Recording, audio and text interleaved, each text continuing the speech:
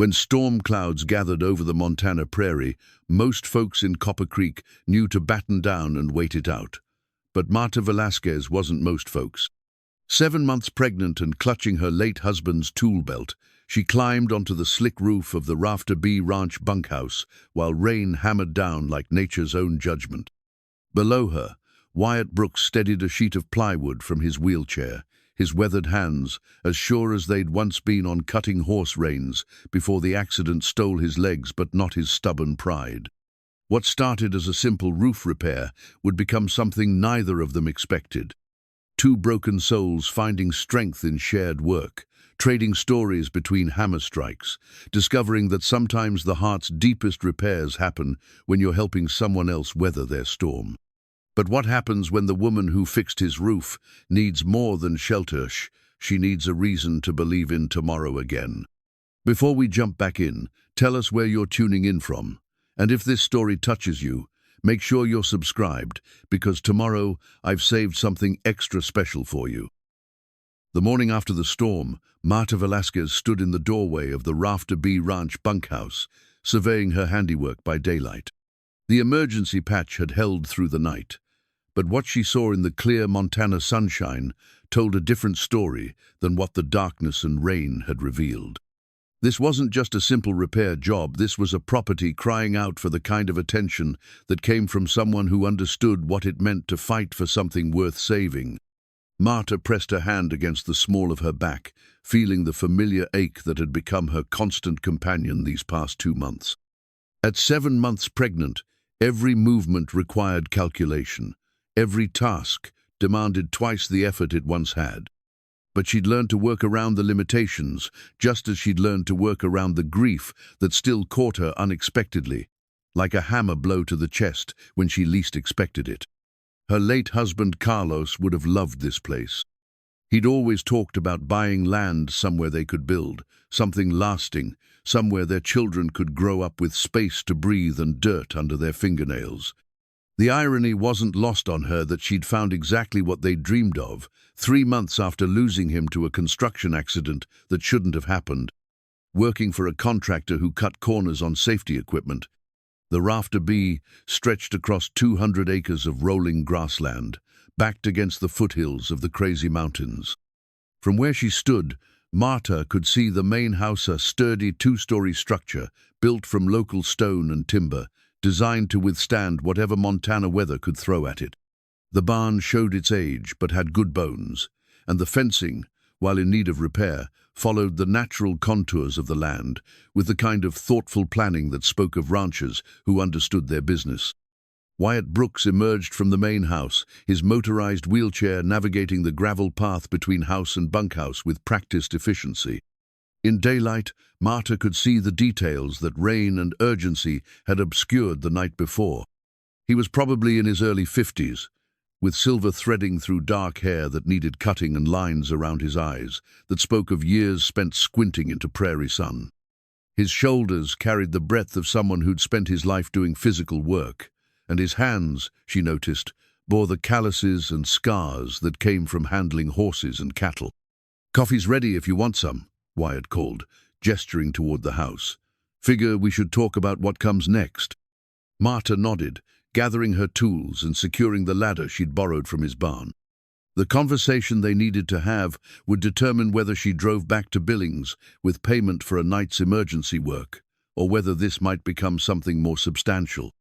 Her savings account was thin enough that every job mattered, but she'd learned to be selective. Working for people who didn't respect her skills or her condition had proven to be more trouble than the money was worth. The interior of the ranch house surprised her with its warmth and careful maintenance. The furniture showed wear, but had been chosen for comfort and durability rather than fashion. Books lined shelves in the living room, their spines suggesting interests that ranged from livestock management to military history to classic literature. The kitchen was clearly the heart of the home, with a large table positioned to catch morning light and a coffee maker that had already filled the air with promising aromas. Wyatt poured 2 mugs of coffee, black and strong, and gestured for her to take a seat at the table. On the wall behind him, Marta noticed a display case containing what looked like rodeo trophies and ribbons.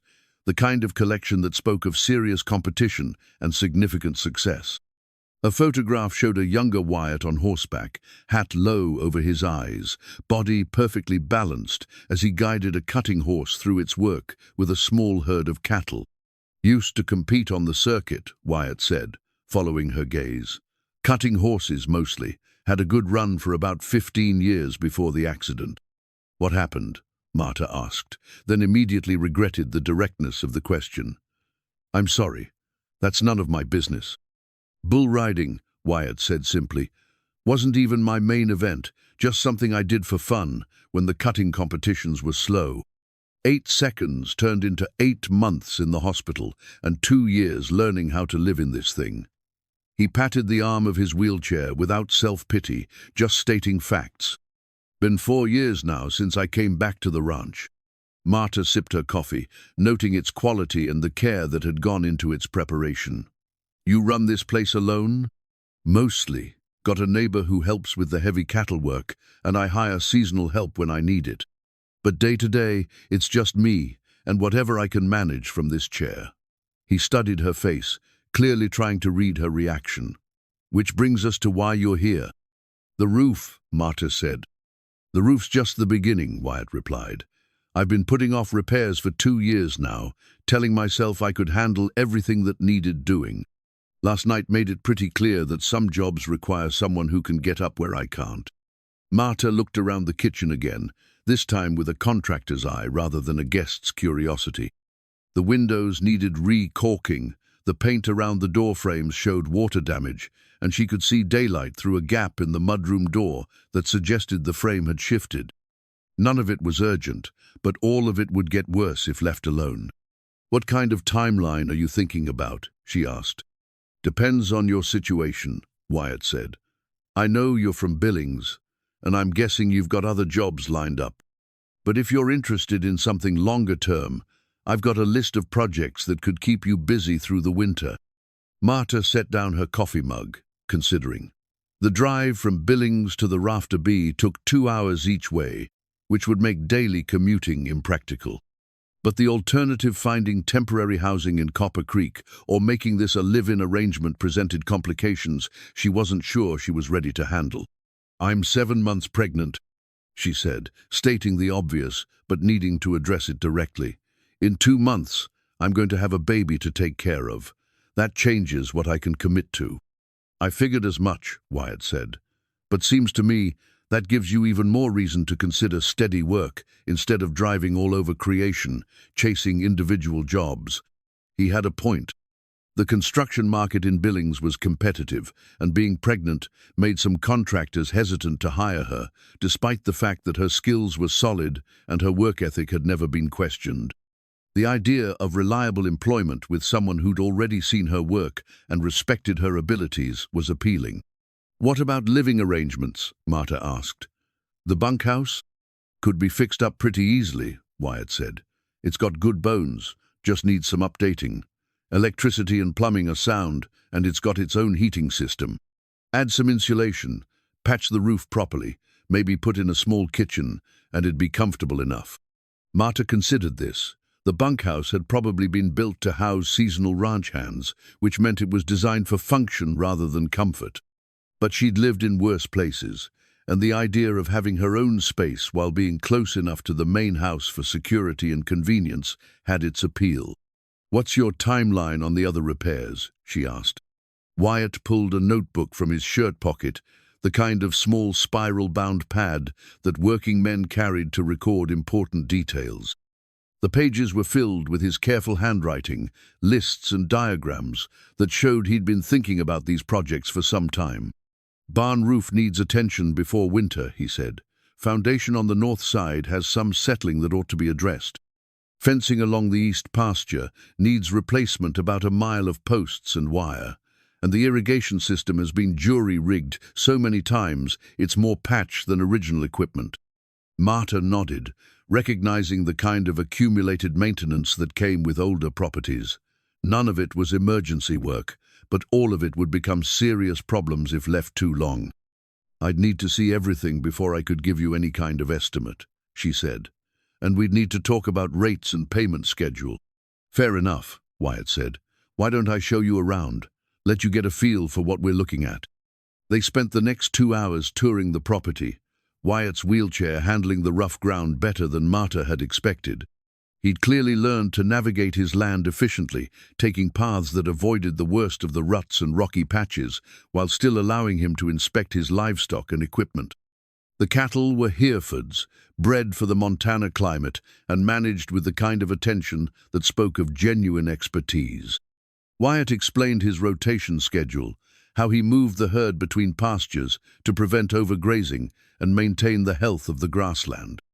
His knowledge was comprehensive and practical, the kind that came from years of experience rather than textbook learning.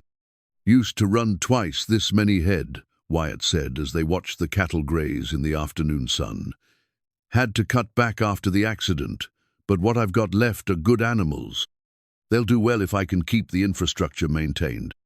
The barn inspection revealed the kind of solid construction Marta respected: thick timber posts, metal roofing that had been installed to last, and a layout that prioritized functionality. The hayloft was well ventilated and spacious, the stalls were generous in size, and the equipment storage was organized with military precision. "Your grandfather built this?" Marta asked, running her hand along a hand-hewn beam that showed the marks of careful craftsmanship. "Great-grandfather," Wyatt said, "came out here in 1923 with nothing but a team of horses and enough stubbornness to last 3 generations. Built everything to survive whatever this country could throw at it." Marta understood that kind of building philosophy. Her own father had taught her to measure twice and cut once, to use materials that would outlast the person installing them, to think about the next generation while solving today's problems. Looking at the barn's construction, she could see those same principles at work. As they returned to the house, Marta found herself calculating not just the scope of work involved, but the kind of life this place represented. The isolation didn't bother her. She'd grown up in rural Colorado before moving to the city with Carlos. The physical demands of ranch work were familiar territory, and the seasonal rhythms appealed to something in her that had felt restless in Billings. But it was Wyatt himself who presented the most complex consideration. He was clearly competent and self-sufficient, despite his disability, and he'd treated her with the kind of professional respect that had become rare in her experience. More than that, she'd noticed the way he looked at her pregnancy, not with the awkward discomfort she'd grown accustomed to, but with something that looked like protective interest. "Well?" Wyatt asked as they settled back in the kitchen. "What do you think?" "I think you've got good land and solid buildings," Marta said carefully. "The work you're talking about is manageable, and I could probably get most of it done before the baby comes if we started soon." "And after the baby comes?" Marta hesitated. This was the question she'd been avoiding, the one that forced her to confront the reality of single motherhood in a profession that demanded physical strength and mobility. "I don't know," she admitted. "I haven't figured that part out yet." Wyatt nodded, as if her honesty was exactly what he'd been hoping for. "Maybe we could figure it out together," he said. "I could use the help, and you could use the steady work. Seems like we might be able to help each other." The proposition was practical and appealing, but Marta had learned to be cautious about arrangements that seemed too good to be true. "What about the living situation?" "I'd need my own space, and I'd need to know that my being here wouldn't complicate things for you." "The bunkhouse would be yours," Wyatt said. "We're adults, and we're both dealing with circumstances that aren't ideal. But that doesn't mean we can't work together professionally." Marta studied his face, looking for signs of the complications that often arose when men offered help to women in difficult situations. What she saw was straightforward honesty and the kind of practical problem-solving that matched her own approach to life's challenges. "I'd want to try it for a month first," she said. "See how it works out before making any long-term commitments." "That seems reasonable," Wyatt agreed. "Give us both time to see if this makes sense." As Marta gathered her tools and prepared to drive back to Billings to collect her things, she felt something she hadn't experienced in months, a sense of possibility that extended beyond simply getting through each day. The Rafter B Ranch offered more than just work. It offered the kind of place where she might be able to build something lasting for herself and her child. The drive back to Billings gave her time to think through the practical details of the arrangement, but also to consider the less tangible aspects of what she was contemplating. Wyatt Brooks was clearly a man of substance and character, someone who'd faced his own challenges and found ways to adapt without surrendering his dignity or purpose. Working with him would be different from the construction jobs she'd been taking, where she often felt like she had to prove herself every day. By the time she reached her small apartment in Billings, Marta had made her decision. She would give the Rafter B Ranch a chance, and maybe, if she was lucky, it would give her one in return. 3 days into her second week at the Rafter B, Marta woke to the sound of her trailer groaning against the wind like an old ship in a storm.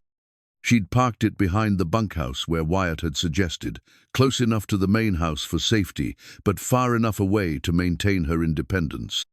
The arrangement had worked well until tonight, when another late-season storm rolled across the prairie with the kind of fury that reminded everyone who really controlled this landscape. The trailer shuddered again, and Marta felt something shift beneath her, not the normal settling of a structure designed to be moved, but the unmistakable sensation of support giving way. She rolled carefully out of bed, her pregnancy making quick movements inadvisable, and clicked on the battery-powered lantern she kept beside her bed. The main electricity had gone out an hour ago, along with most of Copper Creek, according to the radio. Water was seeping through the seal around the door, forming a puddle that reflected her lantern light. More concerning was the way the floor tilted at an angle that hadn't been there when she'd gone to sleep. Marta grabbed her late husband's tool belt from the hook by the door, buckling it around her, expanding waist more from habit than immediate need. Carlos had always said that in an emergency you wanted your tools close at hand, even if you weren't sure yet how you'd use them. The tool belt had been his father's before him, leather worn smooth by decades of honest work, each pocket shaped by the specific tools it held. The hammer's weight felt familiar against her hip, the measuring tape and utility knife positioned exactly where her muscle memory expected to find them. Wearing it connected her to 2 generations of craftsmen who'd solved problems with their hands and their minds, men who'd taught her that every challenge had a solution if you were willing to work for it. Lightning illuminated the prairie through her small window, and in its brief glare, Marta could see that the storm had intensified beyond anything the weather service had predicted. The wind wasn't just blowing, it was attacking, driving rain horizontally across the grassland and bending the fence posts at angles that suggested some wouldn't be standing come morning. Another groan from beneath the trailer, followed by a sharp crack that sounded like lumber giving way. Marta gathered her essential belongings identification, cash, the ultrasound photos of her baby, and stuffed them into the waterproof bag she'd learned to keep packed since becoming homeless 3 months ago. The irony wasn't lost on her that she'd finally found a place where she felt safe, only to have it literally collapse beneath her.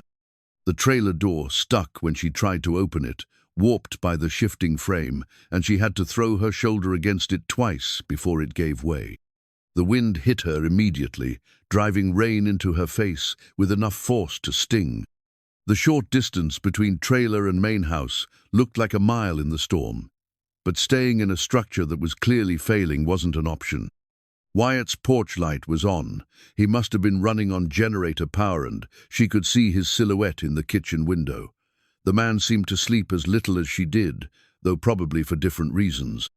She half ran, half stumbled across the yard, her pregnant body making balance difficult in the driving wind. She was soaked through before she reached the porch, and her knock on the door was barely audible over the storm's howl. When Wyatt opened it, his expression shifted immediately from surprise to concern. "What happened?" he asked, pulling her inside without ceremony. "Trailer's failing," Marta said, water dripping from her hair onto his kitchen floor. "Something gave way underneath, and the whole thing's listing like a sinking ship." Wyatt grabbed a towel from the kitchen drawer and handed it to her, then moved to the window to peer out at her trailer. Even in the limited visibility, they could both see that it was sitting at an unnatural angle, one corner clearly lower than the others. Looks like the jack stands gave way, Wyatt said, probably undermined by all this water. Ground's been saturated for days. Marta nodded, toweling off her hair while trying to process this latest setback. The trailer represented everything she owned: furniture, clothes, tools, the few possessions she'd managed to keep after Carlos's death and the subsequent financial collapse. Losing it would mean starting over with nothing except the contents of her emergency bag and whatever she could salvage come morning. "You're staying here tonight," Wyatt said, and it wasn't a question. "We'll figure out the rest when we can see what we're dealing with." "I can't just—" Marta began. "Yes, you can," Wyatt interrupted gently. "You're 7 months pregnant. It's the middle of the night, and there's a storm that's trying to reorganize the landscape. This isn't charity. It's common sense." The generator hummed in the basement, providing enough power to keep the essential lights on and the refrigerator running. Wyatt had clearly planned for this kind of weather, with battery-powered radios, plenty of candles, and what looked like enough non-perishable food to last a week. The preparedness spoke to someone who'd learned to anticipate problems rather than simply react to them. "Guest rooms upstairs," Wyatt said, gesturing toward the staircase. "Clean sheets on the bed, extra blankets in the closet, bathrooms right across the hall." Marta hesitated at the foot of the stairs, her hand on the banister. Accepting shelter felt like crossing a line she'd been careful not to approach, changing their relationship from professional to something more complicated. But the alternative was spending the night in a collapsing trailer during the worst storm she'd seen since moving to Montana. "Thank you," she said simply. The guest room was clean and comfortable, with a double bed covered in a quilt that looked like it had been made by someone who understood both function and beauty. Family photographs on the dresser showed Wyatt with people who shared his features: parents, siblings, nieces and nephews, captured at various family gatherings. The images suggested connections that extended beyond the ranch, people who cared about him and probably worried about his isolation. Marta changed into dry clothes and settled onto the bed, listening to the storm rage outside. The house felt solid around her, built to withstand exactly this kind of weather, and for the first time in hours, she felt safe. But safety came with complications she wasn't sure she was ready to navigate. In the morning, they surveyed the damage together. The trailer had shifted off its foundation completely, tilting at a 45-degree angle that made it uninhabitable even if the structural damage could be repaired. Water had gotten into everything, and Marta's belongings were either soaked or scattered across the interior like the aftermath of an earthquake. "Insurance?" Wyatt asked, though his tone suggested he already knew the answer. "Liability only," Marta said. "Couldn't afford comprehensive coverage." They spent the day salvaging what they could. Her tools had survived in their waterproof cases, and some clothes were salvageable if dried properly. But the furniture, the small appliances, the books and photographs that had connected her to her life with Carlos, most of it, was ruined beyond recovery. "I can call a towing service," Marta said, staring at the wreckage of her temporary home. "Get it hauled away and find somewhere else to park." "Or," Wyatt said carefully, "we could talk about accelerating the bunkhouse renovation, make it livable sooner rather than later." Marta looked at the bunkhouse, then back at Wyatt. The proposition made practical sense, but it also represented a level of dependence that made her uncomfortable. She'd worked hard to maintain her independence since Carlos's death, to prove to herself and everyone else that she could handle whatever life threw at her. "I'd pay rent," she said. "Standard rates for the area." "We'd work out something fair," Wyatt agreed, "but the important thing is getting you settled somewhere safe before the baby comes." The baby kicked against her ribs, as if responding to the conversation about its future living arrangements. Marta placed her hand over the movement, feeling the strong flutter of life that reminded her she wasn't just making decisions for herself anymore. "How long would the renovation take?" she asked. 2 weeks if we both work on it," Wyatt said. "Maybe less if the weather cooperates." Marta nodded slowly, recognizing that circumstances had made the decision for her. The storm had eliminated her other options, and fighting against reality had never been her strength. Sometimes, survival meant accepting help, even when independence felt more comfortable. "All right," she said, "but we do this right. Proper lease agreement, clear boundaries, professional arrangement." "Absolutely," Wyatt agreed, and the relief in his voice suggested he'd been hoping she'd say yes. As they began planning the bunkhouse renovation, Marta realized that the storm had done more than destroy her. Trailer it had forced her to trust someone again, to accept that sometimes the help you needed came from unexpected directions. Whether that would prove to be a blessing or another complication remained to be seen. Living in the ranch house while they renovated the bunkhouse created an intimacy that neither Marta nor Wyatt had anticipated. The guest room was comfortable, but sharing kitchen space and morning coffee routines meant they were constantly navigating the delicate balance between helpful proximity and respectful distance.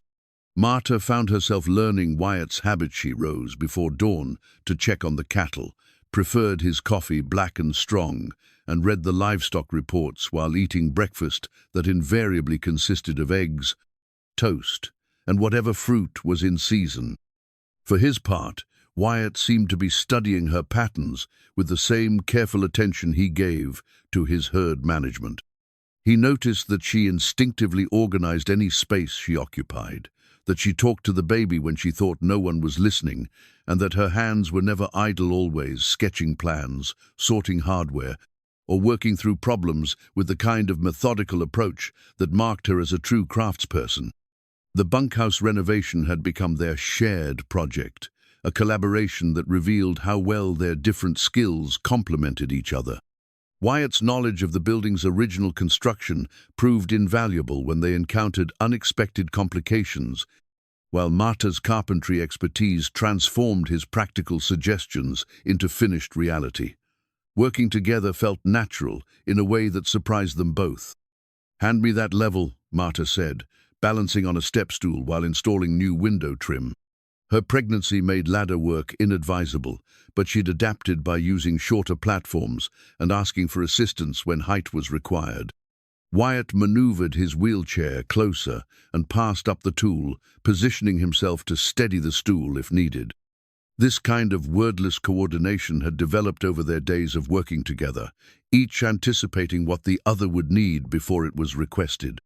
"Your dad teach you to do trim work?" Wyatt asked, watching her precise measurements and careful cuts. "Started when I was 12, Marta said, marking the wood with her pencil. "He figured if I was going to hang around construction sites, I might as well learn something useful. By the time I was 16, I could frame a wall faster than most of his crew." The admission came easily now. In the beginning, she'd been more guarded about her background, uncertain how much personal history was appropriate to share with an employer. But Wyatt's own openness about his rodeo career and the accident that ended it had created space for reciprocal honesty. "Must have been proud," Wyatt said. "He was," Marta agreed, though her voice carried the weight of loss. "Used to say I had better hands than any carpenter he'd ever hired. When I married Carlos, Dad gave us his grandfather's tool set as a wedding present, said it was time to pass the legacy to the next generation." She gestured toward the tool belt hanging on a nearby hook, the same belt she'd worn the night of the storm, now a daily part of her work uniform. The leather showed the patina of decades of use, each tool nestled in pockets shaped by countless repetitions of the same movements. "Carlos's grandfather was a carpenter too?" Wyatt asked. "Cabinet maker, actually, specialized in custom kitchen designs for wealthy clients in Denver. He taught Carlos the fine work dovetail joints, hand-cut mortises, the kind of craftsmanship that takes years to master." Marta paused in her measurements, remembering. "We were going to start our own business after the baby was born. Custom homes, high-end renovations, had it all planned out." The silence that followed wasn't uncomfortable, but it acknowledged the weight of dreams interrupted by unexpected loss.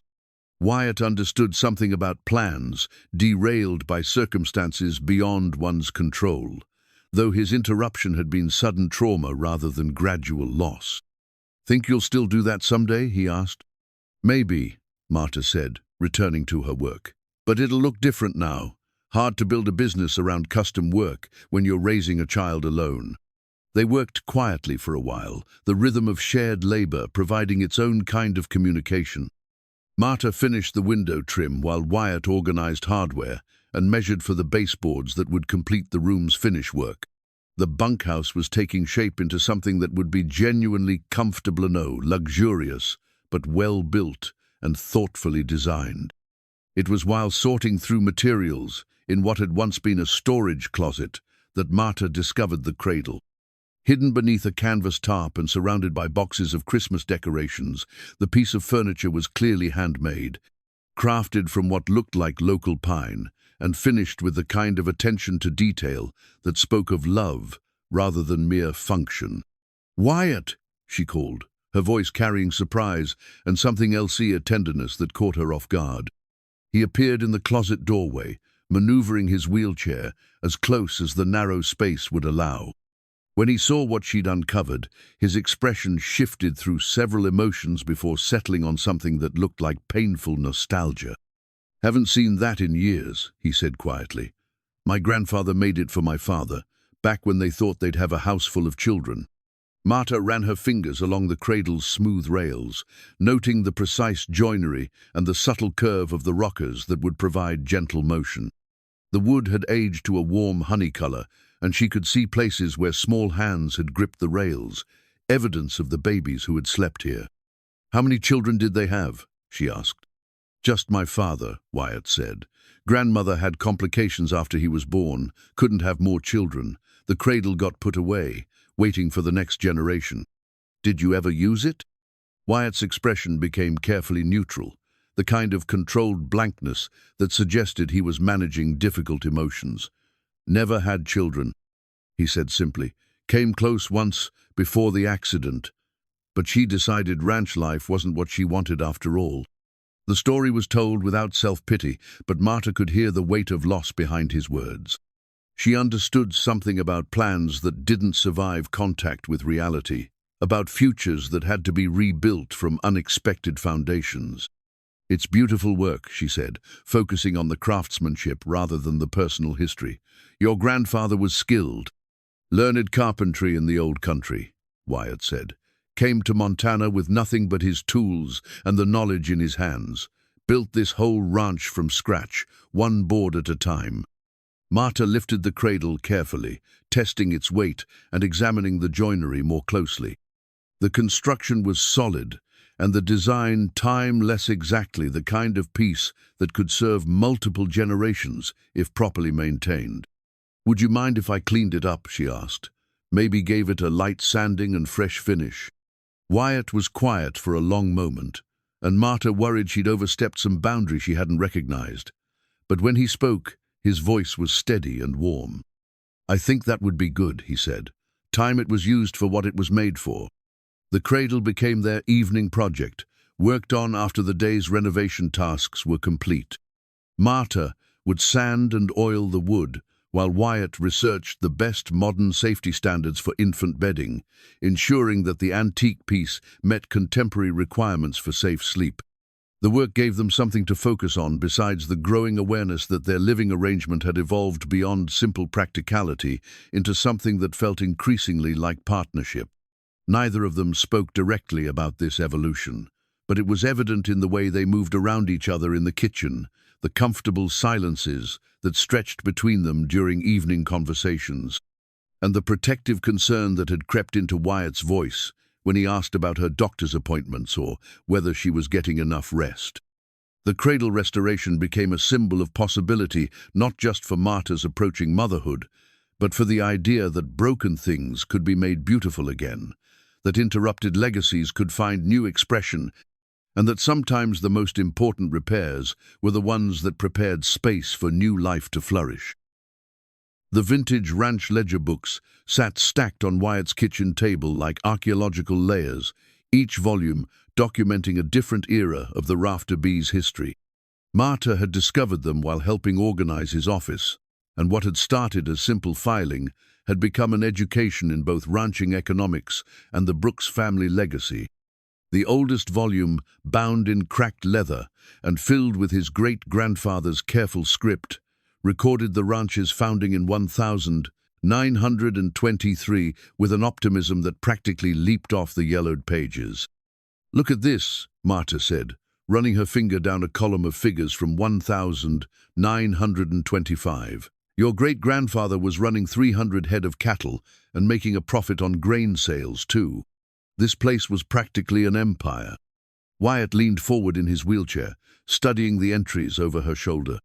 His proximity was comfortable now, a natural result of weeks spent working in close quarters. But Marta remained aware of the way his presence affected her, sense of security that came from his steady competence, the growing appreciation for his dry humor and thoughtful conversation.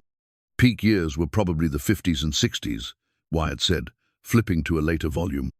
My grandfather expanded the operation, bought the adjacent property when the Henderson place went up for sale. By the time my father took over, they were running nearly 1,000 head across 800 acres. The more recent ledgers told a different story. Marta could see the gradual decline that had begun in the 80s drought years, market fluctuations, and the steady erosion of small ranch profitability that had forced many family operations to sell to larger corporations. Wyatt's father had fought the trend for decades, but the numbers showed the inexorable reality of an industry that rewarded scale over tradition. What happened after your accident? Marta asked gently. I mean, in terms of the ranch operations. Wyatt was quiet for a moment, his finger tracing the spine of the most recent ledger, the one that documented his attempts to maintain the family legacy from a wheelchair. Had to sell off about half the herd, he said finally.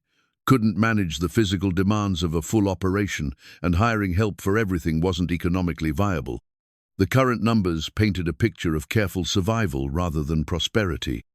Wyatt had streamlined the operation down to its most essential elements, focusing on quality over quantity and finding creative ways to maximize the value of his remaining resources. But even with his efficient management, the ranch was essentially breaking even rather than building wealth.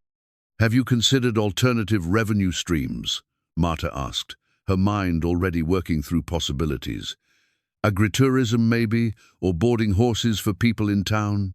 Thought about it, Wyatt admitted, but most of those options require infrastructure I don't have and startup capital I can't access. Banks aren't exactly enthusiastic about lending money to disabled ranchers with declining operations. Marta nodded, understanding the catch-22 that trapped many small businesses. You needed money to make improvements that would generate more money, but you couldn't get loans without proving you could already generate enough income to repay them. It was a problem she'd encountered in her own attempts to establish an independent contracting business. What about direct sales? She suggested. Farmers markets, maybe some kind of community-supported agriculture program. People pay premium prices for locally raised beef if they know the story behind it. Wyatt looked intrigued but skeptical. Would mean setting up processing relationships, getting certified for direct sales, building a customer base from scratch. That's a lot of work for someone who's already stretched pretty thin. But it's the kind of work that could be done gradually, Marta said, warming to the idea. Start small, maybe with just a few customers, build reputation and word of mouth. I could help with the marketing side websites, social media, that kind of thing. The offer surprised them both. Marta had been thinking out loud, but she realized she genuinely wanted to help Wyatt find ways to make the ranch more viable. Part of it was practical self-interest. Own security was tied to the ranch's success, but there was more to it than that. She'd come to care about this place, and the man who was working so hard to preserve it. You'd do that? Wyatt asked. I'd want to learn more about the business first, Marta said. But yes, I think I would. This place has potential, and you have the knowledge to make it work. Maybe it just needs a different approach.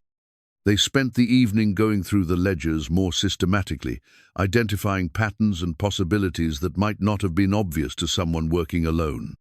Marta's questions forced Wyatt to articulate assumptions he'd been making about the ranch's limitations, while his detailed knowledge of ranching economics helped her understand which ideas were practical and which were wishful thinking.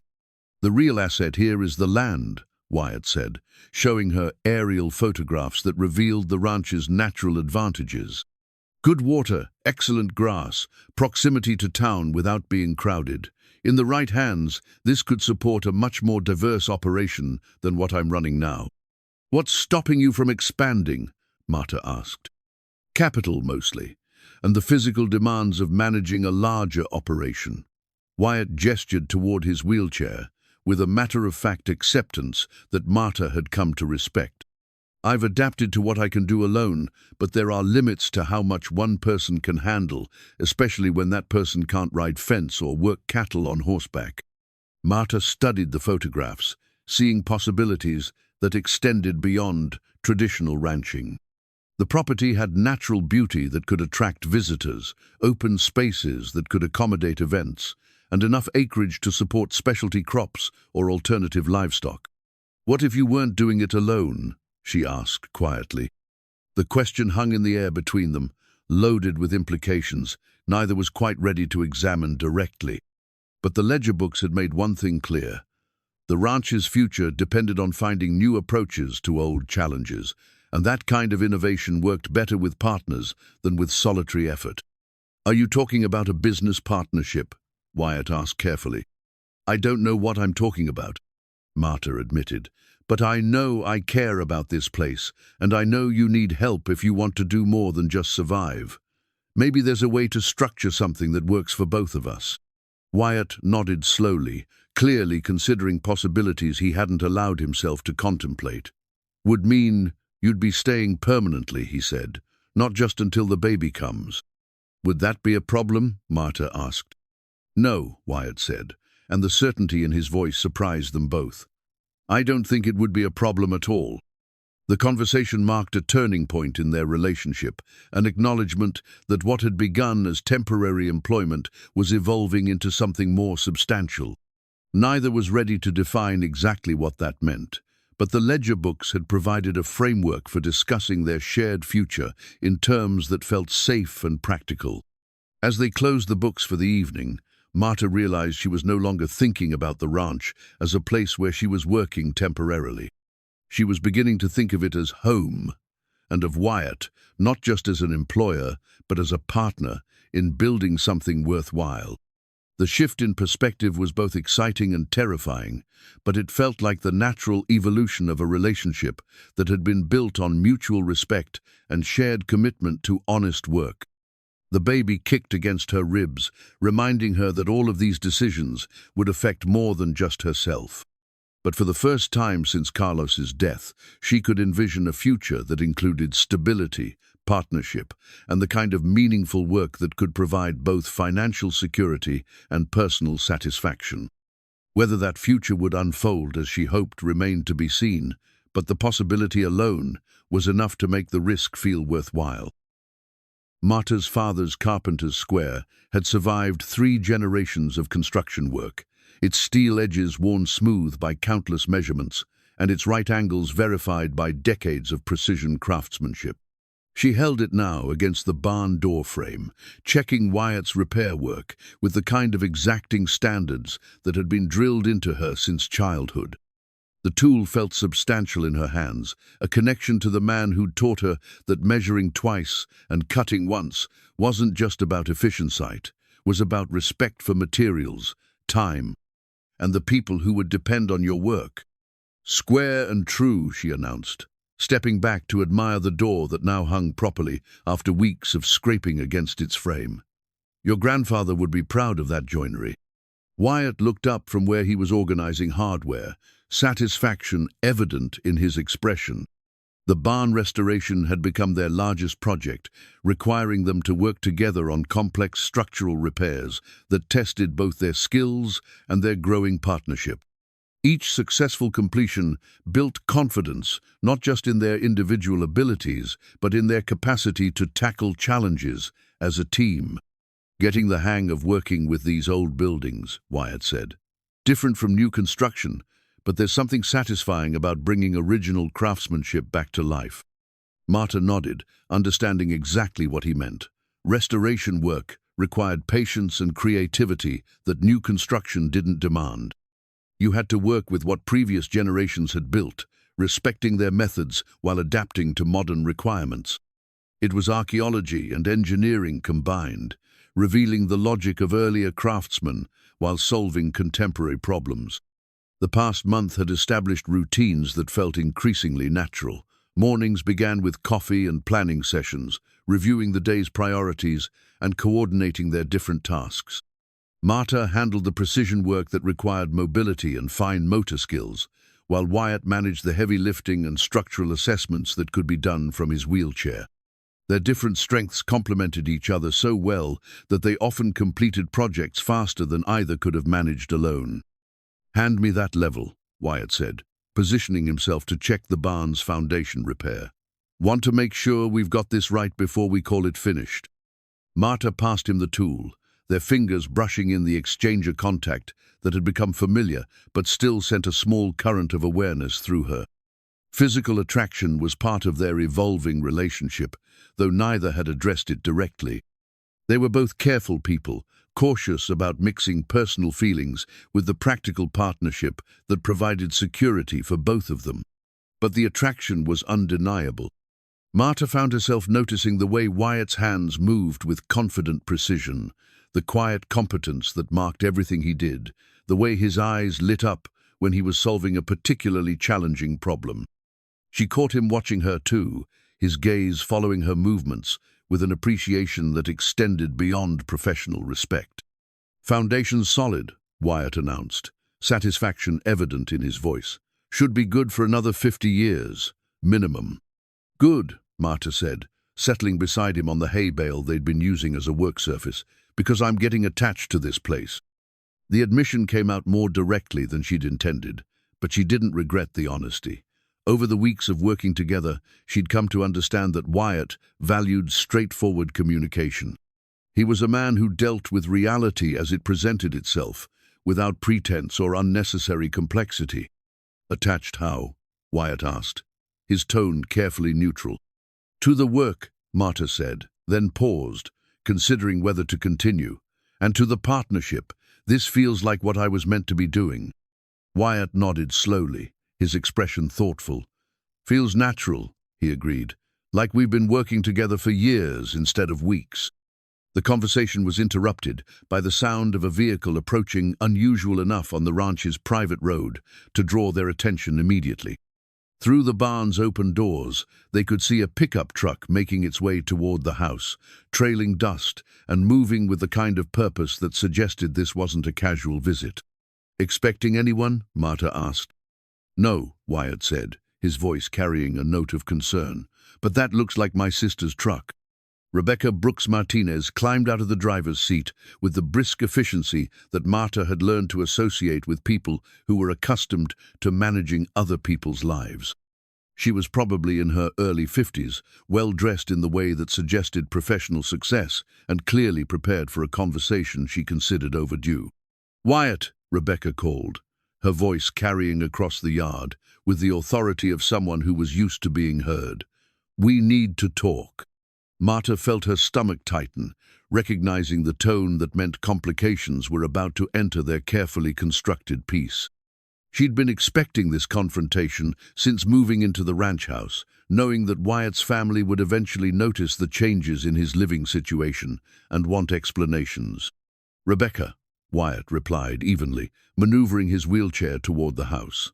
"This is Marta Velasquez. She's been helping with the ranch repairs." Rebecca's gaze shifted to Marta, taking in her pregnancy, her work clothes, and the ease with which she moved around the property. The assessment was quick but thorough, the kind of evaluation that revealed years of experience in reading people and situations.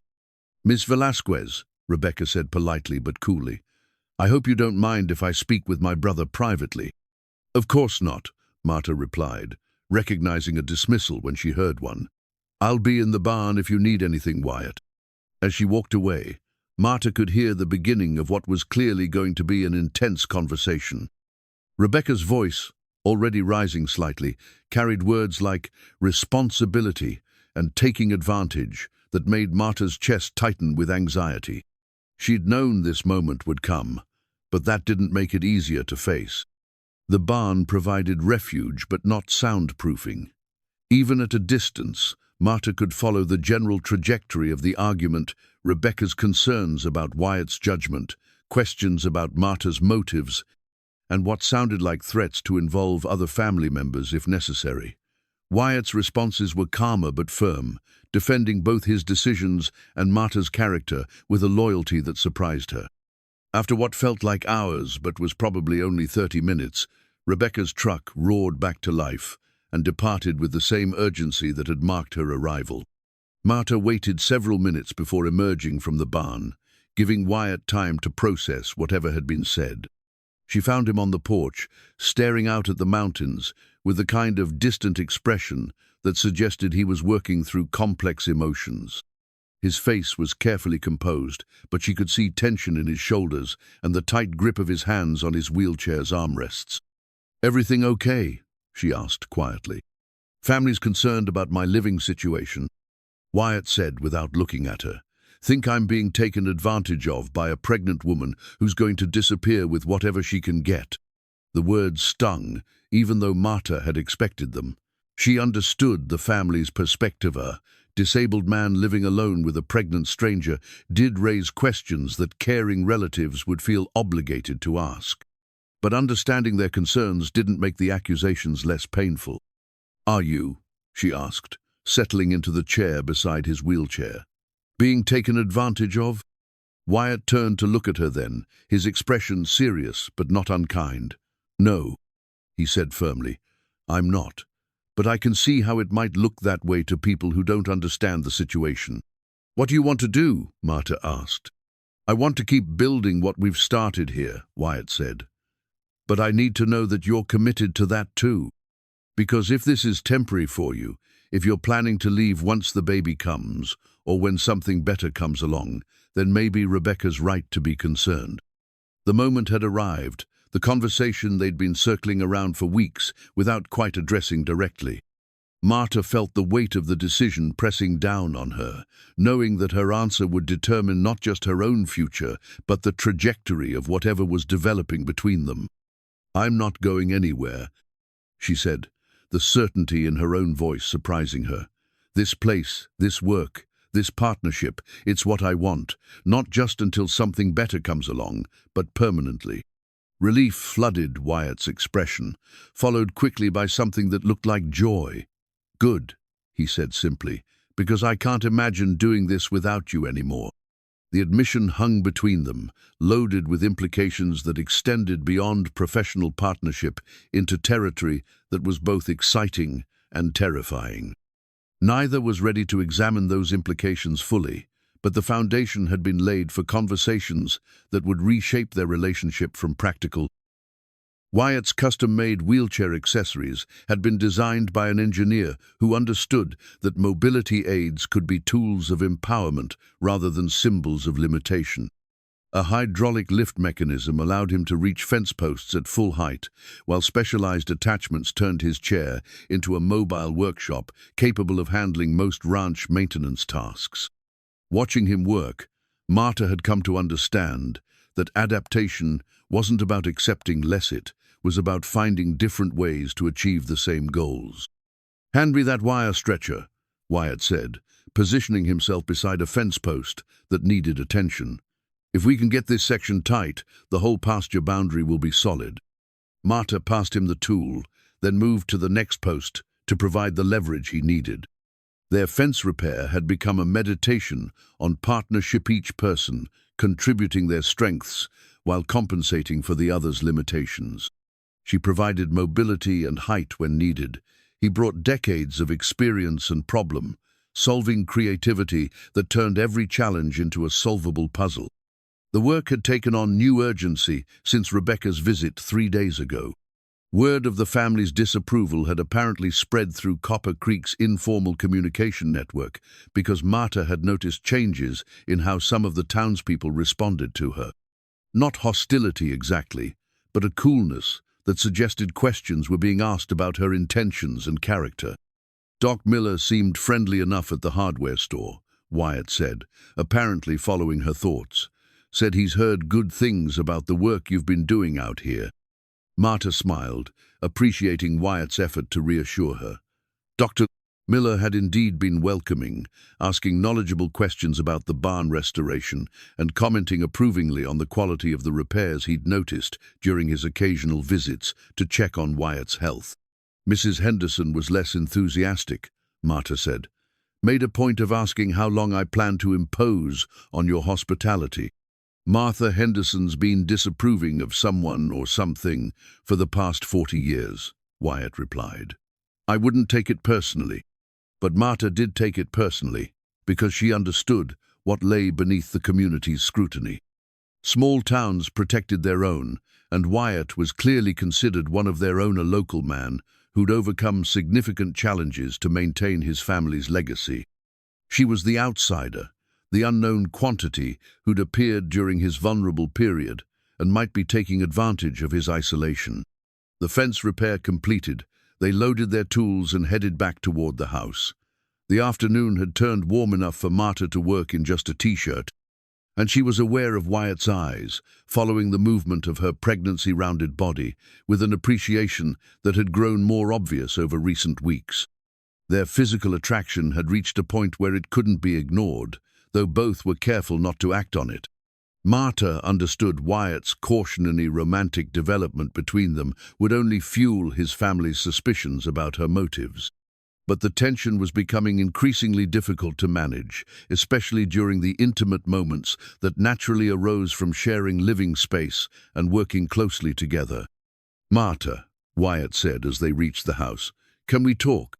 His tone was serious enough to make her stomach clench with anxiety. She settled on the porch steps while he positioned his wheelchair facing her, his expression thoughtful but troubled. Rebecca called this morning, he said. She's talked to my brother and my parents. They want to stage what I guess you'd call an intervention. About me, Marta said. It wasn't a question. About us, Wyatt corrected. About my judgment, about whether I'm thinking clearly, about what they see as a potentially exploitative situation. Marta felt her chest tighten with a familiar anxiety, the fear of being unwanted, of having her security pulled away by forces beyond her control. She'd experienced this before, in the months after Carlos's death, when his family had made it clear they blamed her for not preventing the accident that killed him. What do they want? She asked. They want me to ask you to leave, Wyatt said bluntly. They think I'm being manipulated by someone who's desperate enough to do whatever it takes to secure her future. The words hit like physical blows, even though Marta had been expecting them.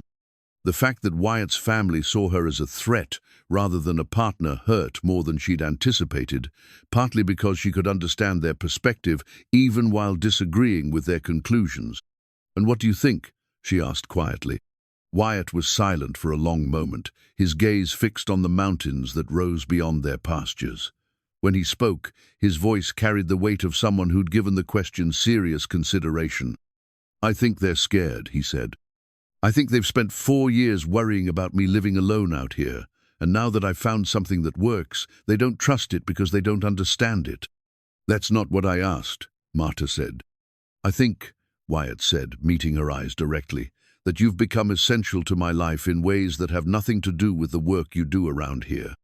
And I think that scares me almost as much as it scares them. The admission hung between them, honest and vulnerable, in a way that made Marta's heart race. She'd felt the same evolution in her own feelings, the gradual shift from professional respect to personal affection to something deeper and more complicated. Are you asking me to leave? She said. I'm asking you to stay, Wyatt replied. But I need to know what you want this to be, because if we're going to weather my family's opposition, we need to be clear about what we're fighting for.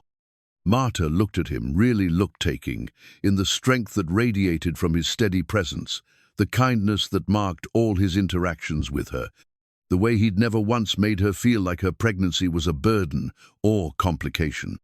Over the weeks of working together, she'd come to depend on his judgment, his humor, and his unwavering support in ways that went far beyond professional partnership.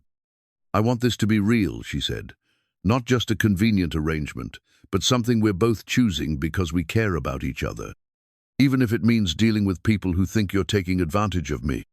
Even then, Marta said firmly, because I know what my intentions are, and you know what yours are, and that's what matters." Wyatt nodded slowly, relief evident in his expression. "Then we'll figure out how to handle the family pressure together," he said. "But there's something else we need to address." "What?" "This," Wyatt said, gesturing between them. "The way we've been circling around each other for weeks, without acknowledging what's happening." Marta felt her cheeks warm, but she didn't look away. "What is happening?" "I'm falling in love with you," Wyatt said simply. "Have been for weeks now, and I think you might be feeling something similar." The honesty was breathtaking in its directness, and Marta felt something inside her chest unfold like a flower opening to sunlight. She'd been so careful to protect herself from exactly this kind of vulnerability, but Wyatt's straightforward declaration made pretense impossible. "I am," she said, feeling something similar. "Good," Wyatt said, and the smile that spread across his face was like sunrise after a long night. Because falling in love alone would have been inconvenient. The moment was interrupted by the baby's sudden movementa, strong kick that made Marta gasp and press her hand to her side. Wyatt's expression immediately shifted to concern, and he moved his wheelchair closer. "You okay?" "Fine," Marta said, laughing at the timing. "I think someone's been listening to our conversation and has opinions about it." Wyatt reached out tentatively, his hand hovering near her belly. "May I?" Marta nodded, guiding his hand to where the baby was still moving restlessly. His expression filled with wonder as he felt the strong movements, the unmistakable presence of new life preparing to enter the world. "Hello there," he said softly, speaking to her belly. "We're going to take good care of you." The pronoun wasn't lost on Marta, and she felt tears sting her eyes at the easy way Wyatt had included himself in her child's future.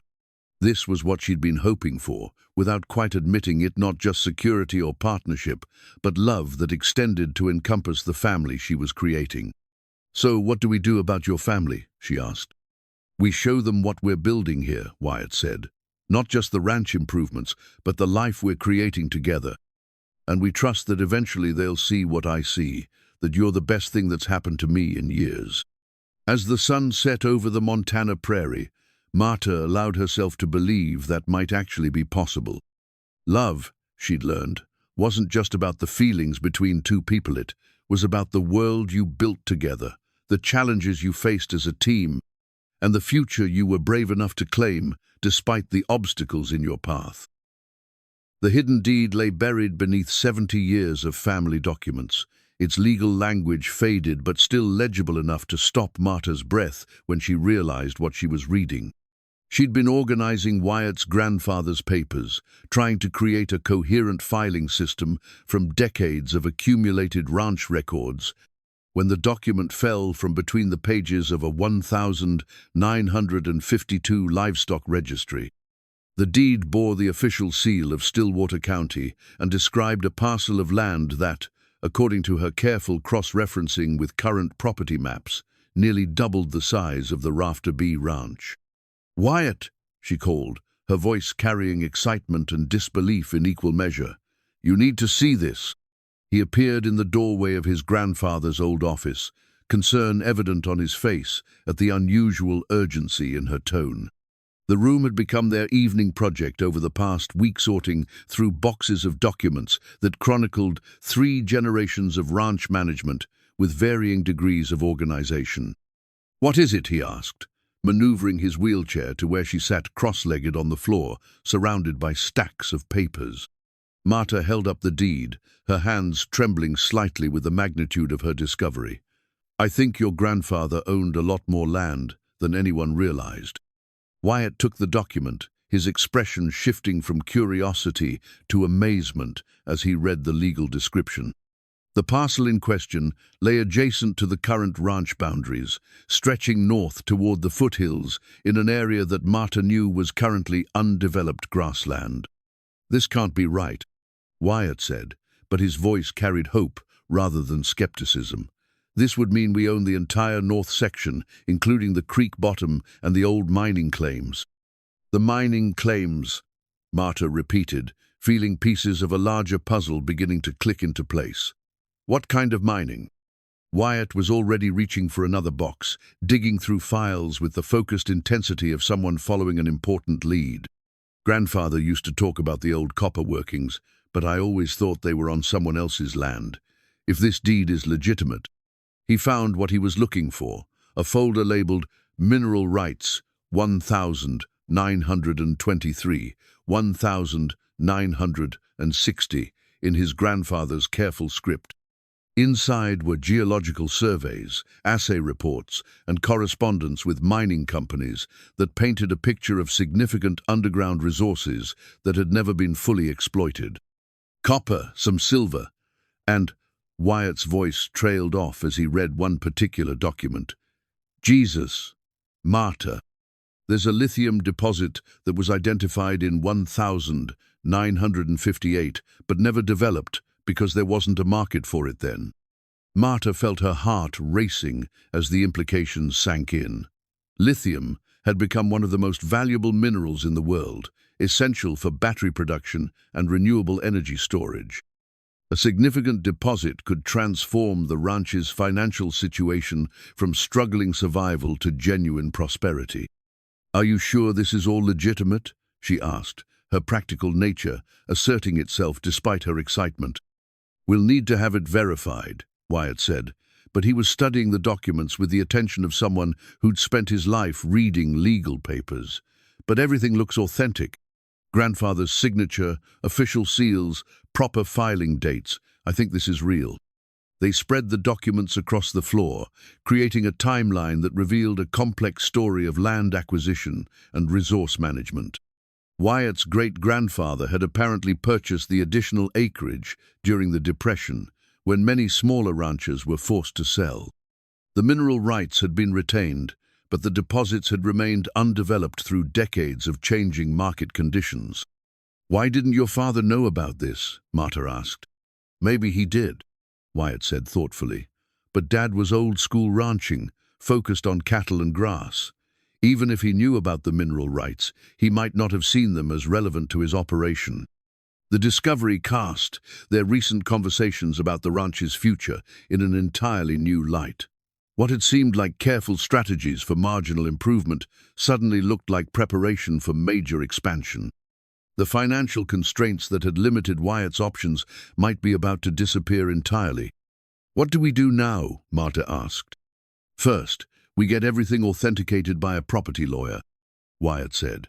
"Then we need geological surveys to determine what's actually down there and whether it's economically viable to extract.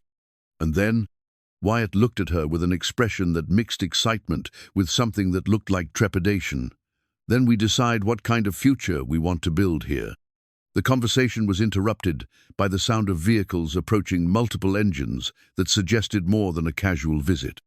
Through the office window, they could see a small convoy pulling into the ranch yard. Rebecca's pickup truck, followed by a larger SUV and a sedan that Marta didn't recognize. "The family intervention," Wyatt said grimly. "I'd forgotten they were coming today."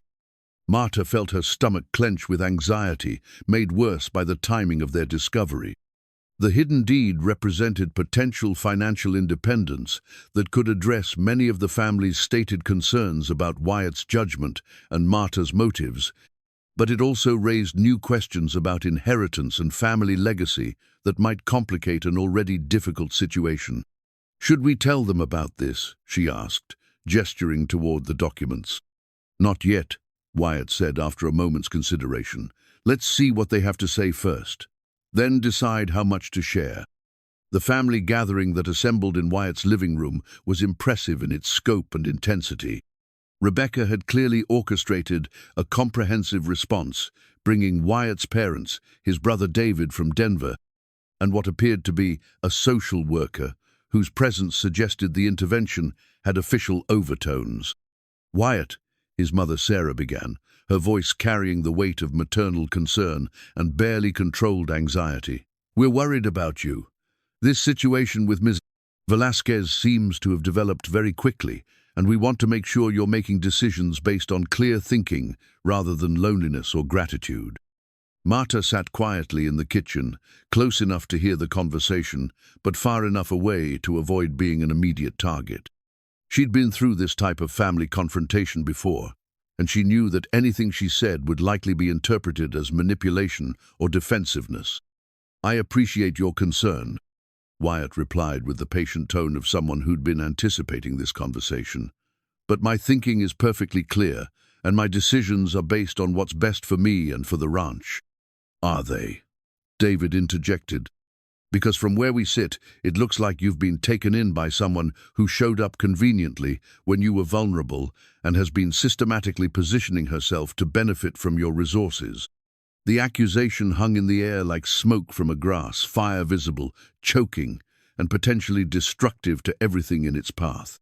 Marta felt her face burn with shame and anger, understanding that this was exactly how their relationship would be perceived by people who didn't know her character or understand the genuine partnership that had developed.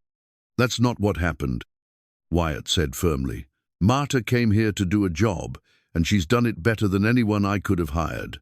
What's developed between us is based on mutual respect and genuine affection." "Genuine affection," Rebecca repeated with obvious skepticism. "Wyatt, she's 7 months pregnant and financially desperate. Of course she's going to say and do whatever it takes to secure her position here."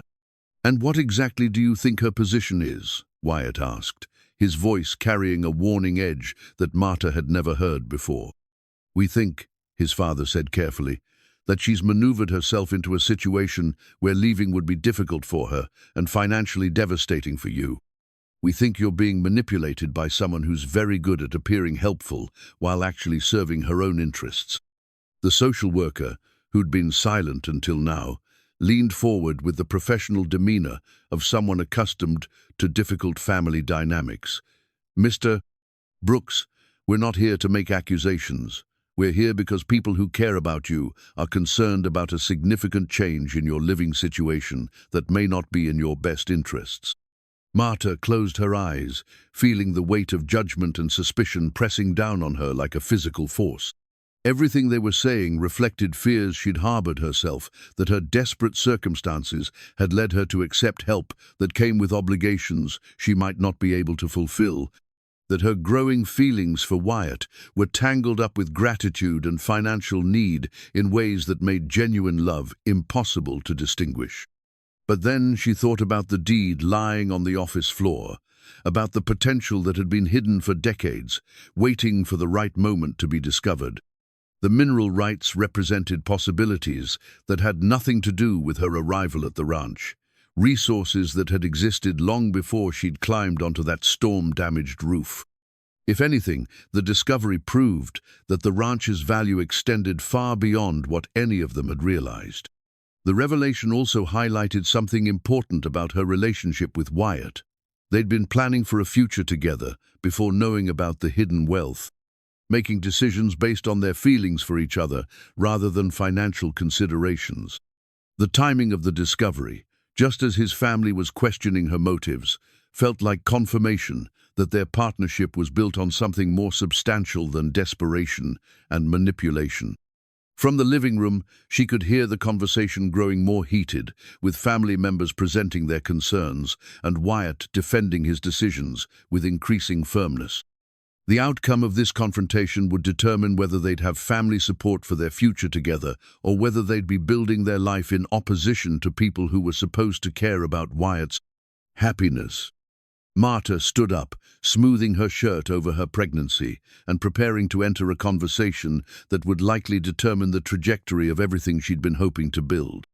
The hidden deed in the office represented financial possibilities that could change their future, but the discussion happening in the living room was about something more fundamental. Whether two people who'd found unexpected love could convince the world that their feelings were genuine. The stakes had never been higher, and the outcome remained entirely uncertain.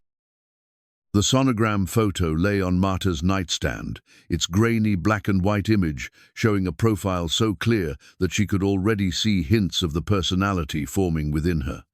At 36 weeks pregnant, she'd reached the stage where the baby's movements were less fluttering and more like internal renovations, purposeful rearrangements that suggested someone getting ready to make their entrance into the world.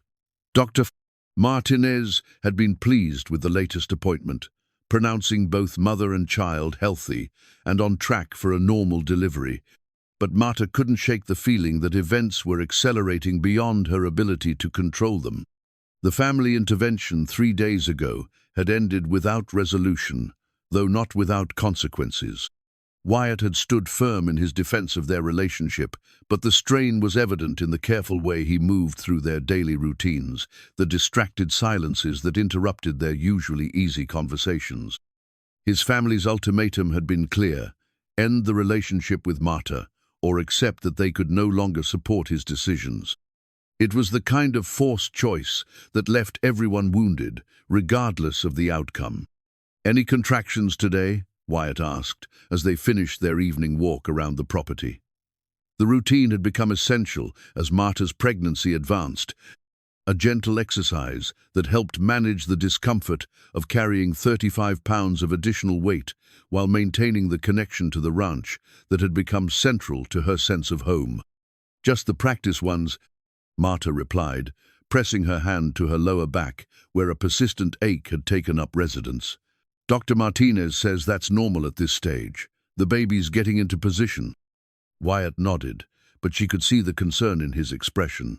He'd been studying pregnancy and childbirth with the same methodical attention he brought to ranch management, reading books and researching local medical facilities until he probably knew more about labor and delivery than many expectant fathers. His preparation felt protective rather than intrusive, another sign of how completely he'd embraced the prospect of becoming part of her child's life. The hidden deed discovery had been verified by a property lawyer in Billings, confirming that the Rafter B Ranch was indeed twice the size anyone had realized. The mineral rights were legitimate, and a preliminary geological survey suggested that the lithium deposits were substantial enough to attract serious commercial interest. The financial implications were staggering enough to transform the ranch from a struggling family operation into a genuinely profitable enterprise with multiple revenue streams. But the wealth represented by the mineral rights had complicated rather than simplified their situation. Wyatt's family, when finally informed about the discovery, had shifted their concerns from financial exploitation to inheritance manipulation. Rebecca's latest accusation was that Marta had somehow orchestrated the document discovery to position herself as a beneficiary of the family's newfound wealth theory that gave her credit for planning abilities that bordered on supernatural. "The lawyer called this afternoon," Wyatt said as they settled on the porch to watch the sunset. "The mining company wants to schedule a formal assessment next week." "That's good news," Marta said, though her tone suggested she was thinking about complications rather than opportunities. "You don't sound convinced." Marta was quiet for a moment, watching the way the evening light painted the mountains in shades of gold and purple.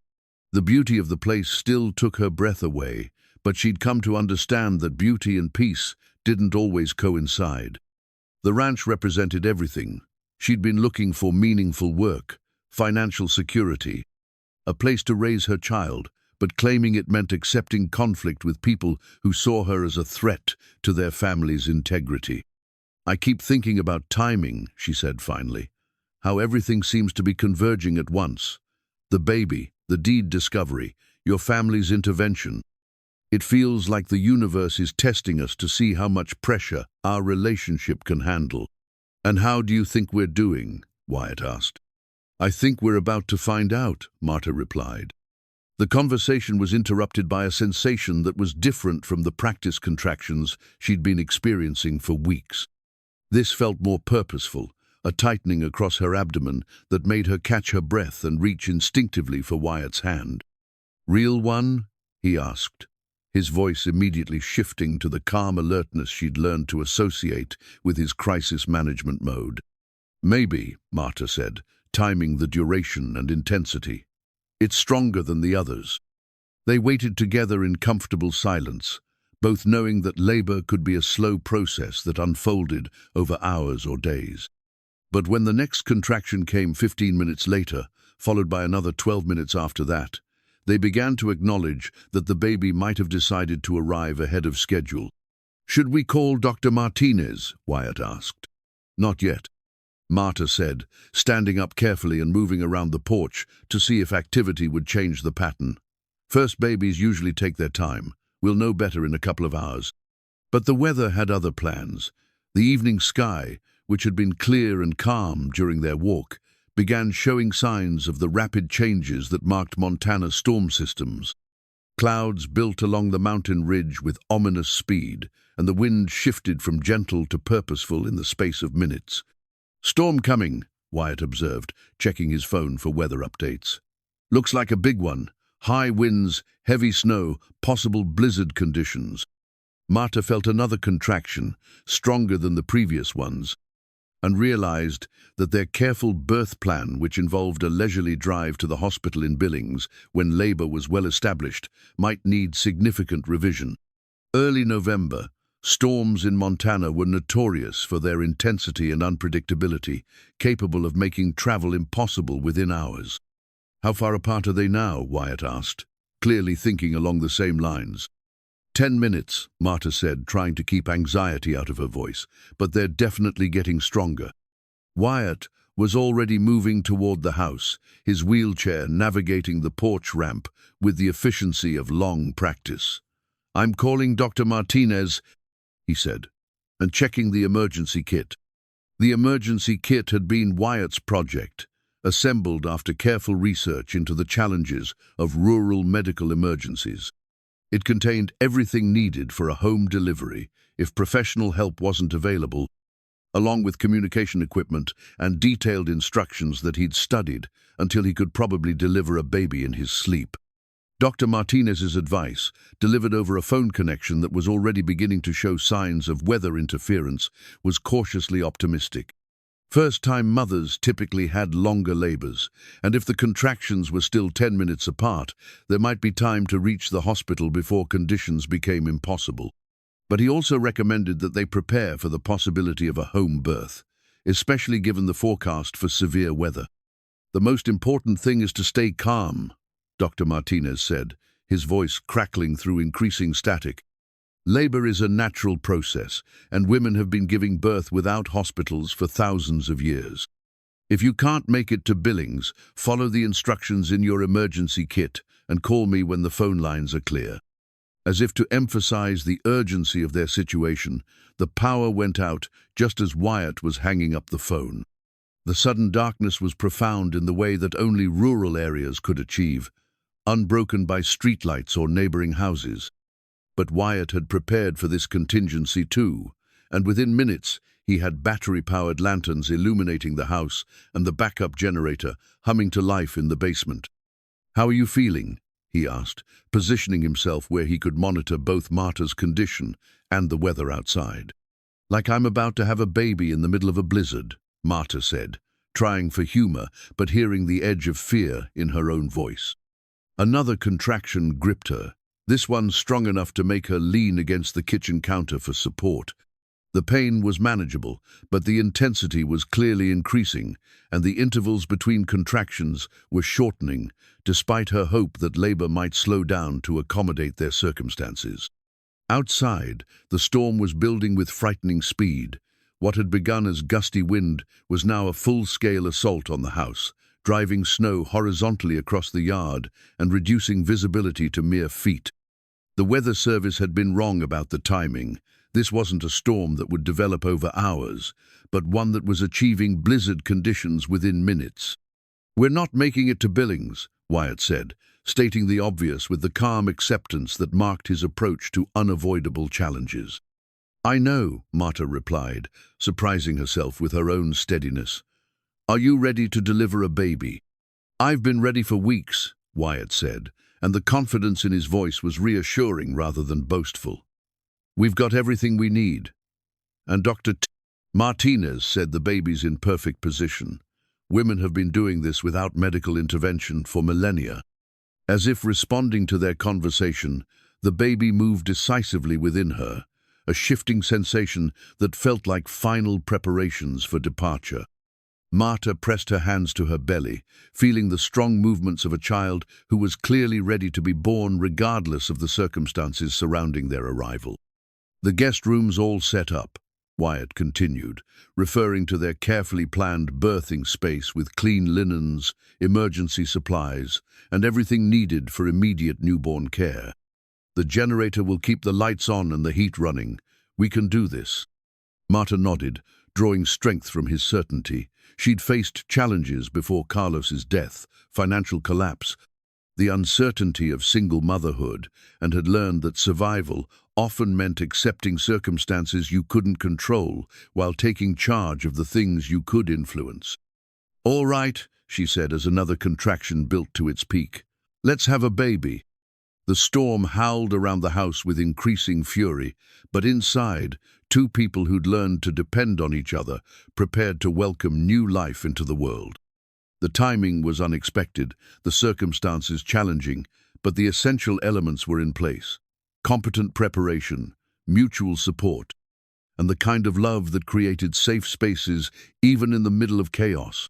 Whatever happened in the hours ahead would test not just their practical readiness, but the strength of the partnership they'd built together. But as Marta looked at Wyatt's steady presence and felt the insistent movements of her child preparing for birth, she knew they were as ready as anyone could be for the magnificent uncertainty of bringing a new person into existence. The wedding rings that would later grace their hands began as simple horseshoe nails, forged in the ranch's old blacksmith shop during the long hours between labor contractions. Wyatt had suggested the project partly as distraction, partly as tribute to the place where their love had taken root, and partly because he understood that Marta needed something to do with her hands, while her body performed the ancient work of bringing forth new life.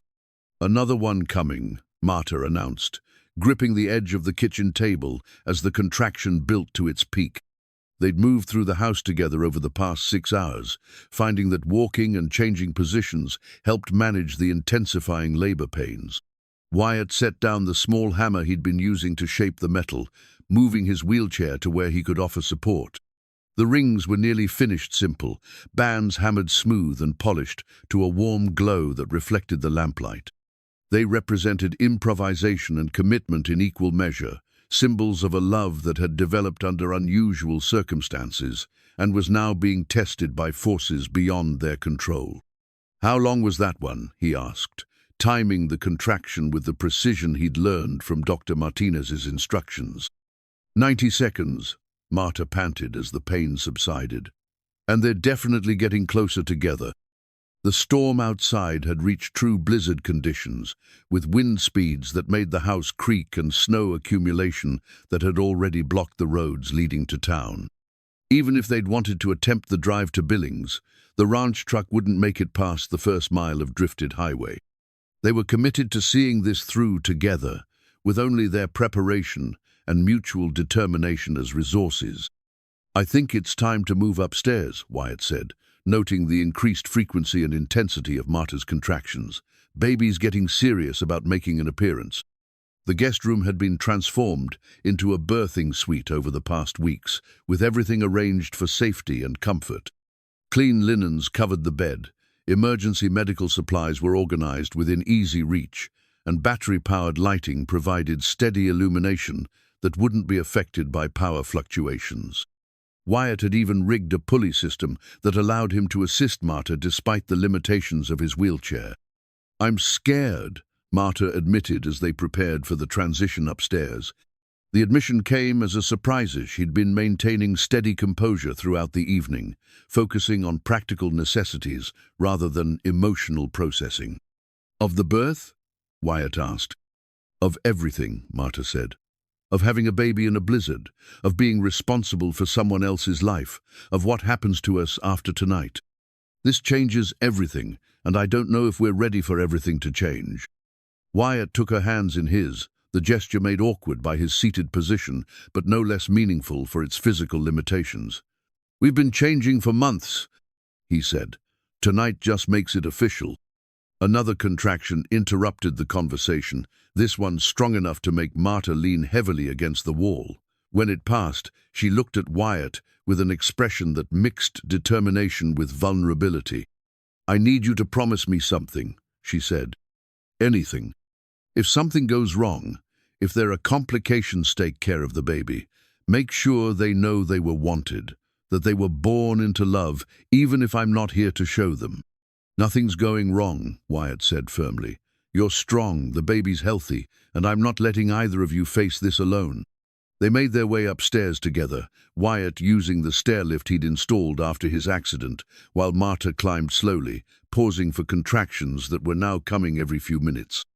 The guest room felt warm and safe, insulated from the storm's fury by thick walls and careful preparation.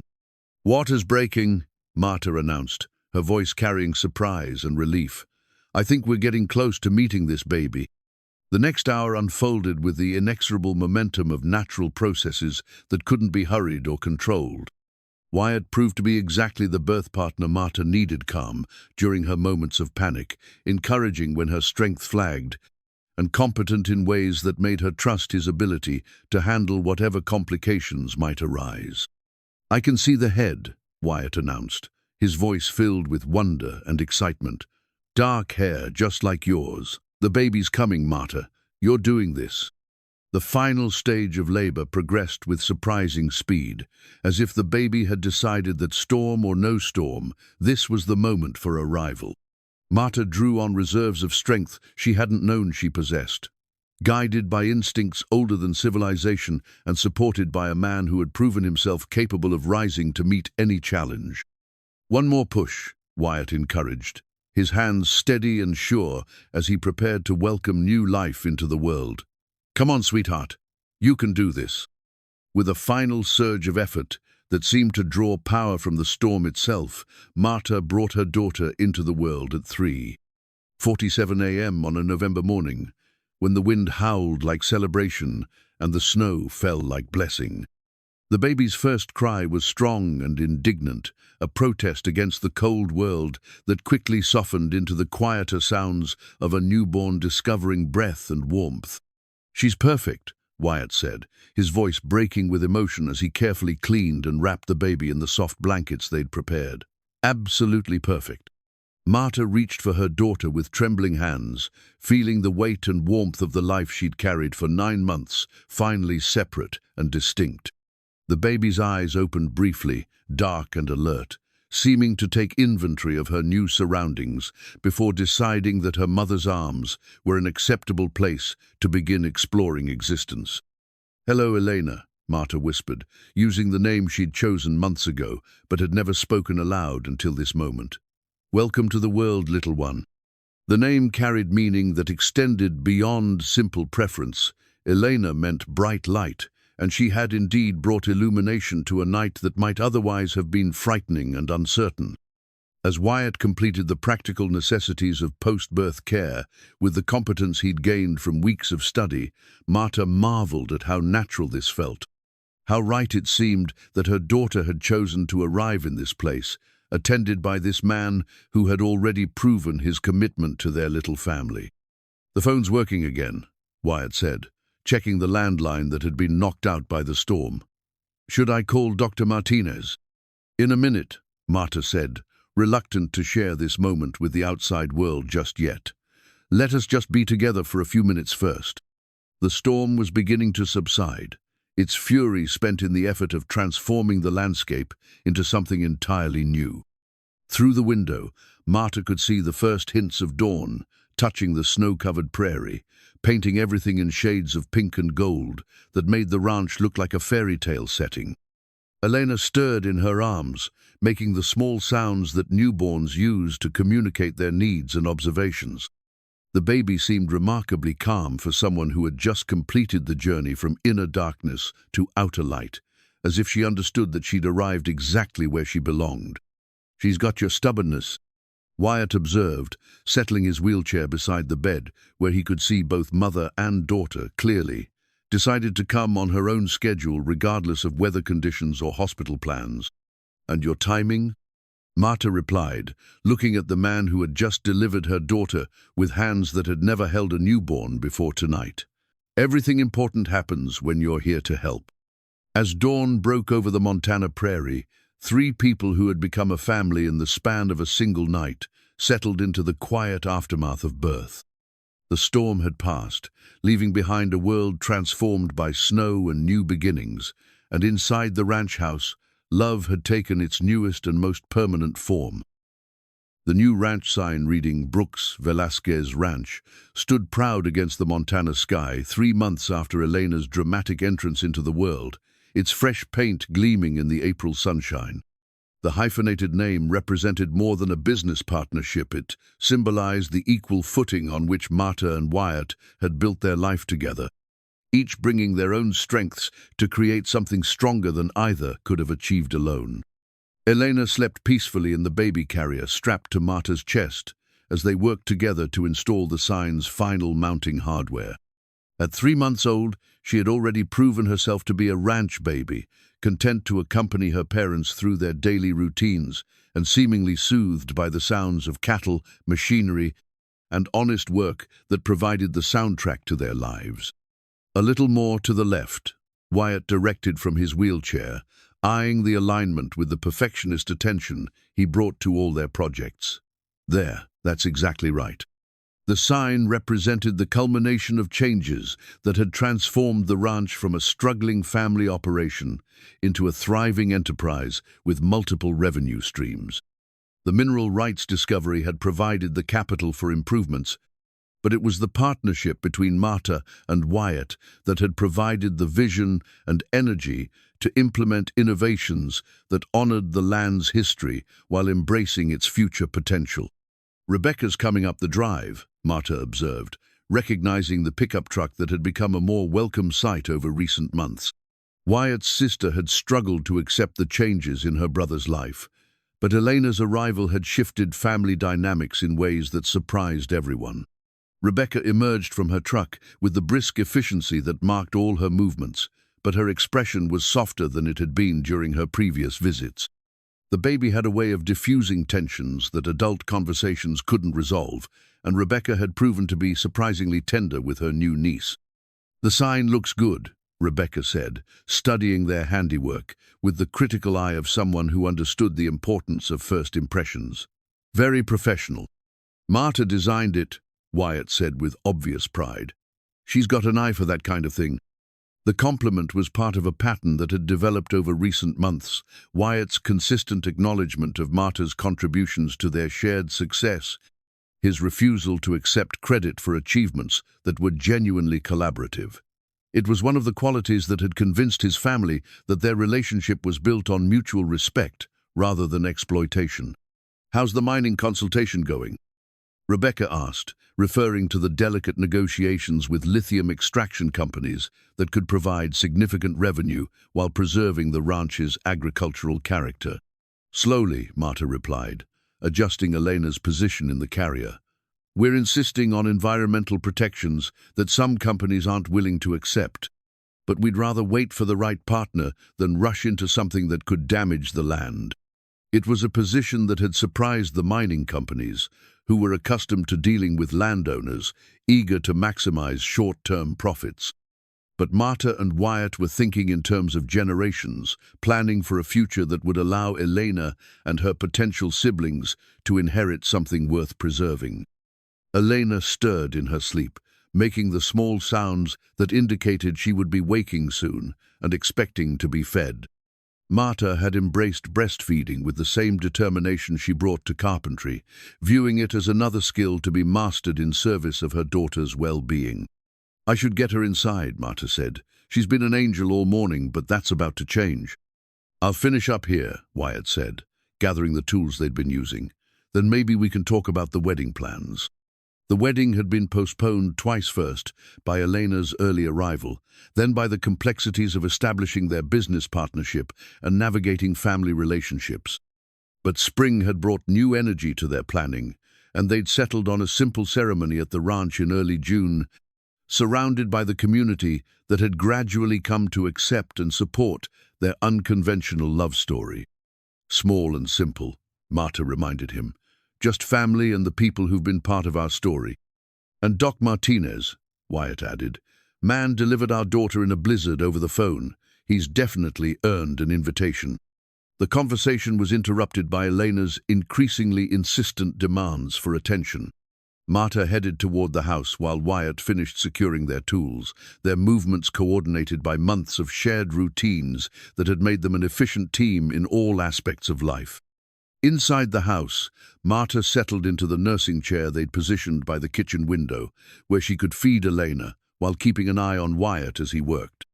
The baby latched on with the eager efficiency of someone who understood that meals were one of life's most reliable pleasures. Through the window, Marta could see their land stretching toward the mountains, marked now by new fencing, improved irrigation, and the subtle signs of careful stewardship that were gradually restoring the ranch to its full potential. The sight filled her with the deep satisfaction that came from building something lasting, from taking broken pieces and creating beauty through patient work and unwavering commitment. Elena finished nursing and settled contentedly against Marta's shoulder, her small hand gripping a strand of her mother's hair with the possessive certainty of someone who understood exactly where she belonged. This was the moment Marta treasured most, the quiet aftermath of meeting her daughter's needs, the peaceful weight of new life, trusting completely in her care. Outside, Wyatt was moving toward the house with the steady determination that marked all his efforts, ready to take his turn, caring for the child they were raising together. The sight of him approaching filled Marta with gratitude for the unexpected path that had led them to this moment, this place, this family that had formed itself through courage, hard work, and the willingness to believe that love could bloom even in the most unlikely circumstances. The hand-built playpen, crafted from ranch wood, stood in the workshop where Elena could safely explore while her parents worked on their latest project. At 6 months old, she had developed the curiosity that marked all healthy babies, wanting to investigate everything within reach while maintaining visual contact with the adults who represented safety and entertainment in equal measure. The playpen represented more than practical child-carete, symbolized how Marta and Wyatt had learned to integrate parenthood into their professional partnership, creating solutions that honored both their commitment to meaningful work and their dedication to raising their daughter with love and attention. "She's got your problem-solving instincts," Wyatt observed, watching Elena methodically work to extract a wooden toy from between the playpen's rails. "Systematic approach, doesn't give up until she figures it out." "And your patience," Marta replied, applying wood stain to the custom kitchen cabinets they were building for a client in Bozeman. "She'll work on something for 20 minutes without getting frustrated." The carpentry business had evolved naturally from their ranch renovation work, as neighbors and friends noticed the quality of their craftsmanship and began requesting custom projects. Marta's technical skills combined with Wyatt's business experience had created a partnership that was both profitable and personally satisfying, allowing them to build beautiful things while maintaining the flexibility that family life required. Elena succeeded in retrieving her toy, immediately beginning the process of dropping it through the rails so she could start the challenge over again. Her concentration was absolute, her delight in simple accomplishments infectious enough to make both parents pause in their work to appreciate her determination. "Dr. Martinez called this morning," Marta said, returning to her staining work. "Elena's checkup results are perfect. Height, weight, development, everything exactly where it should be." "And how are you doing?" Wyatt asked, the question carrying the weight of genuine concern. Marta had struggled with postpartum exhaustion during Elena's first months, and Wyatt had proven himself remarkably attuned to her emotional and physical needs during that challenging period. "Good," Marta said, pausing to consider her answer more carefully. "Actually, better than good. I feel like myself again, but a version of myself that's more complete than before." It was an accurate description of how motherhood had affected her. Rather than losing her identity to the demands of caring for Elena, Marta had discovered aspects of herself that she hadn't known existed: reserves of patience, creativity in solving daily challenges, and a capacity for love that seemed to expand rather than divide when shared between her daughter and Wyatt. The ranch itself had continued to evolve, though at a pace that respected its history while embracing necessary changes. The lithium mining partnership they'd eventually negotiated provided substantial income while limiting environmental impact through strict extraction methods and restoration requirements. The additional revenue had funded improvements that would benefit the land for generations: solar panels that reduced their carbon footprint, water conservation systems that maximized irrigation efficiency, and soil enhancement programs that increased both productivity and sustainability. "Wedding planning meeting tomorrow," Wyatt reminded her, referring to their session with the event coordinator who was helping them organize their June ceremony. "Final headcount, menu decisions, music selections." "Are you nervous?" Marta asked. "About the wedding? No. About being married to you? Definitely not." Wyatt's expression grew more serious. "About living up to what Elena deserves in a father? Sometimes." The admission surprised Marta, though it probably shouldn't have. Wyatt approached fatherhood with the same methodical preparation he brought to all important responsibilities, reading extensively, consulting with experienced parents, and worrying privately about whether his efforts would be sufficient. "She adores you," Marta said gently. "Watch her face when you come into the room.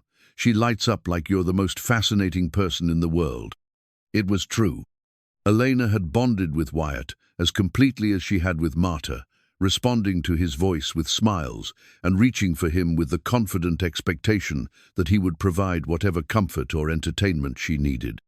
Their relationship had developed naturally, without the awkwardness that sometimes marked interactions between men and children who weren't biologically related. "She's lucky," Wyatt said, watching Elena as she discovered a new way to manipulate her wooden toys. "Growing up here, with all this space and freedom to explore." Marta nodded, understanding what he meant.